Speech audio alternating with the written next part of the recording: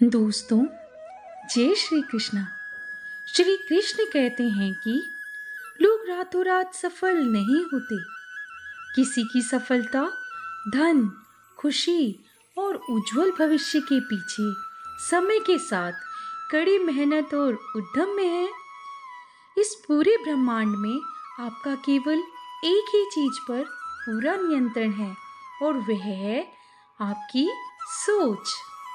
व्यक्ति जो चाहे बन सकता है यदि वह विश्वास के साथ इच्छित वस्तु पर लगातार चिंतन करे। इंतजार करने वालों को सिर्फ उतना ही मिलता है जितना कोशिश करने वाले छोड़ दिया करते हैं। मेहनत इतनी खामोशी से करो कि सफलता शोर मचा दे। जीतने वाले कुछ अलग चीजें नहीं करते, वह तो बस चीजों को अलग ढंग से करते हैं। कोई काम शुरू करने से पहले स्वयं से 3 प्रश्न कीजिए। पहला, मैं यह क्यों कर रहा हूँ? इसके परिणाम क्या हो सकते हैं और क्या मैं सफल होऊंगा? और जब गहराई से सोचने पर इन 3 प्रश्नों के आपको संतोषजनक उत्तर मिल जाएं, तभी आगे बढ़ें। यदि मनुष्य कुछ सीखना चाहे तो उसकी प्रत्येक भूल कुछ न कुछ सिखा ही देती है। अवसर की प्रतीक्षा में मत बैठो, आज का अवसर ही सर्वोत्तम है। बड़ा सोचो, जल्दी सोचो, आगे सोचो। विचारों पर किसी का अधिकार नहीं होता। श्री कृष्ण कहते हैं, मैदान से हारा हुआ इंसान तो फिर से जीत सकता है, लेकिन मन से हारा हुआ इंसान कभी नहीं जीत सकता। इसलिए मन से कभी हार मत मानना। आगे श्री कृष्ण कहते हैं, रास्ते कभी खत्म नहीं होते, बस लोग हिम्मत हार जाते हैं। तैरना सीखना है तो पानी में उतरना ही होगा। किनारे पर बैठकर कोई गोताखोर नहीं बन सकता।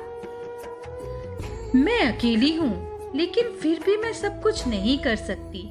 लेकिन मैं कुछ तो कर सकती हूँ, और सिर्फ इसलिए कि मैं सब कुछ नहीं कर सकती, मैं वह करने से पीछे नहीं हटूंगी जो मैं कर सकती हूँ। अगर आपने सफर शुरू कर दिया है तो बीच रास्ते में लौटने का कोई फायदा नहीं होगा, क्योंकि वापस आने में जितनी दूरी तय होगी, क्या पता मंजिल उससे भी पास हो। दोस्तों, नामुमकिन कुछ भी नहीं है। हम वह सब कर सकते हैं जो हम सोच सकते हैं, और वह सब सोच सकते हैं जो हमने कभी सोचा ही नहीं। सब कुछ संभव है। कल को आसान बनाने के लिए आज आपको कड़ी मेहनत करनी ही पड़ेगी। इसलिए मेहनत से कभी घबराना नहीं चाहिए। जमाने में वही लोग हम पर उंगली उठाते हैं जिनकी हमें छूने की औकात नहीं होती। सफलता हमारा परिचय दुनिया से करवाती है, और असफलता हमें दुनिया का परिचय करवाती है। हम जो कुछ भी करते हैं वह हमने आज तक क्या सोचा, इस बात का परिणाम है। और यदि कोई व्यक्ति बुरी सोच के साथ बिताया काम करता है तो उसे कष्ट ही मिलता है, और यदि कोई व्यक्ति शुद्ध और अच्छे विचारों के साथ बोलता है या काम करता है तो उसकी परछाई की तरह खुशियां उसका साथ कभी नहीं छोड़ती। जीत कर दिखाओ उनको जो तुम्हारी हार का इंतजार कर रहे हैं। दोस्तों, श्री कृष्ण कहते हैं, जिसको जो कहना है कहने दो, आपका क्या जाता है।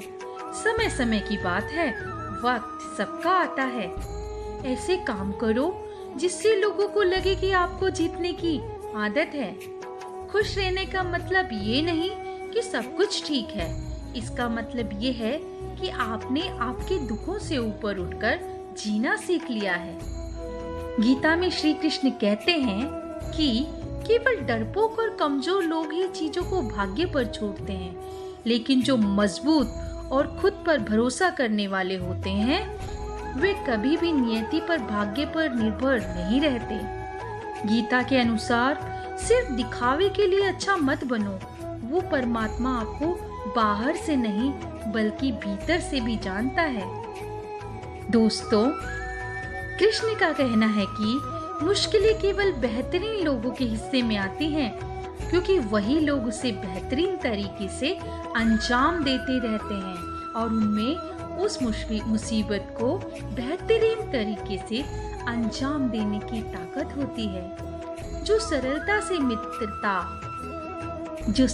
से मिलता रहे उसका महत्व नहीं रह जाता।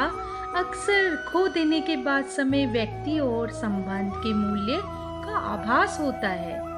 श्री कृष्ण कहते हैं, शरीर नश्वर है पर आत्मा अमर है। यह तथ्य जानने पर भी व्यक्ति अपने इस नश्वर शरीर पर घमंड करता है, जो कि बेकार है।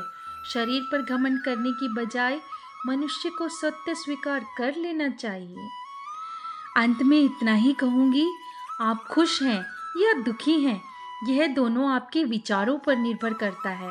अगर आप प्रसन्न रहना चाहते हैं तो आप हर हाल में प्रसन्न ही रहेंगे।